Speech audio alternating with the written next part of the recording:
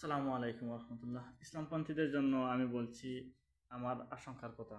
যদি ওনারা সরকার গঠন করে, তবে ওনাদের আগে থেকেই একটি জিনিস মাথায় রাখতে হবে। ওনারা যদি সরকার গঠন করে তাহলে ভারত অসন্তুষ্ট হবে। সুতরাং দেশের ভিতরে একটা অরাজকতা পরিস্থিতি সৃষ্টি করার চেষ্টা করবে।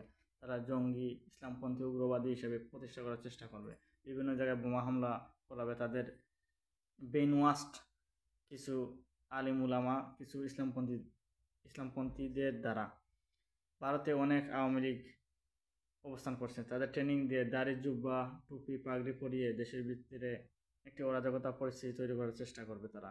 সুতরাং আপনাদের উচিত এখন থেকে সাবধান হন।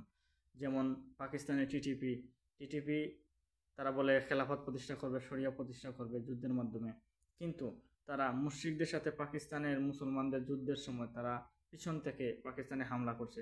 ঠিক আছে, তারা পাকিস্তানের বিরুদ্ধে যুদ্ধ করতেছে, তারা শরিয়া প্রতিষ্ঠার জন্য, ঠিক আছে, তাদের তাদের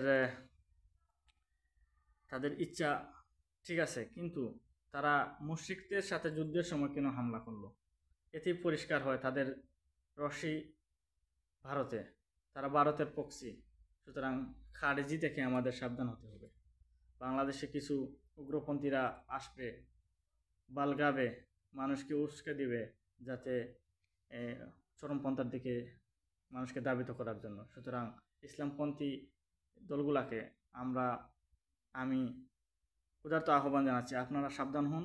আপনাদের আশেপাশে এরকম উগ্রপন্থী এলিমেন্টদের চিহ্নিত করে এদেরকে নির্দিষ্ট দূরত্বে পাঠিয়ে দিন।